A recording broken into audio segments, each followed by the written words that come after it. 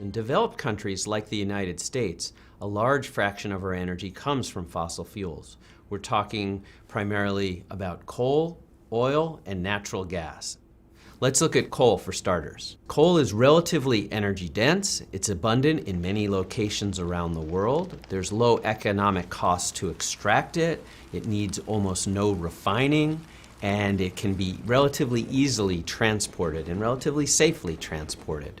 The large economic advantage for some regions of the world is that coal is dollar cheap. It's inexpensive. And that is probably the primary factor why coal is so widely used around the world. There are some disadvantages, however, to using coal. If you're doing deep shaft mining, it's dangerous to human beings who can sometimes get caught down there. They're inhaling all kinds of toxic substances, and sometimes, unfortunately, people die in deep shaft mining accidents. Surface mining is harmful to ecosystems. It's much safer for human beings. Due to the sulfur in coal, there's acid mine drainage. When water runs over the mine tailings in strip mining, you sometimes end up with contamination of waterways. Coal is problematic because when you burn it, that sulfur combines with oxygen and you get large emissions of sulfur dioxide, leading to acid deposition. Also, when burning coal, you get large emissions of carbon dioxide relative to the amount of energy that's released from it. So you've got carbon dioxide, you've got sulfur. Also, when you burn coal, you get particulates, trace amounts of metals, other pollutants. So without a doubt, when you burn coal, there are a large number of environmental consequences to the air and to ecosystems on land and in water. Let's consider petroleum. And we're talking mostly about oil, but technically speaking, there are other products when you talk about petroleum. The advantages are that it's ideal for mobile combustion.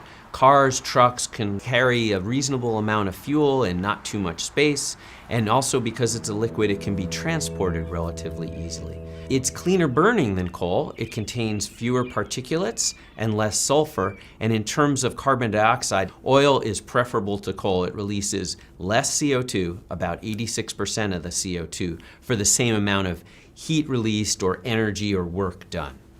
The disadvantages are that it does require significant refinement. Oil spills are potential anywhere, both on land or in the ocean. And there's a relative amount of technical ability that's needed to extract oil, especially from deep in the ground. There's a potential for human rights and environmental justice issues at the extraction site, depending where in the world that's being done. And there is some reduced availability of petroleum that we know it's nowhere near as plentiful a supply as coal, for example. Natural gas has a number of advantages that surpass even petroleum. I should say natural gas is the same thing as methane, CH4. It's relatively efficient for electricity production. It's very efficient for cooking and home heating, and it has many fewer impurities than coal and oil. And in particular, it emits 50% of the CO2 than coal does. And it emits maybe 20–25% of the less CO2 than oil does for the same amount of energy obtained from it. So those are important advantages. There are some disadvantages. There are risks of leaks and explosions, and particularly in newer techniques with hydraulic fracturing, there's a concern about leakage in natural gas during the extraction and transportation process. And that's significant because natural gas is 25 times more potent as a greenhouse gas than CO2. So if you're leaking methane, if you're leaking natural gas, you are contributing to greenhouse gas effects much more than by releasing carbon dioxide.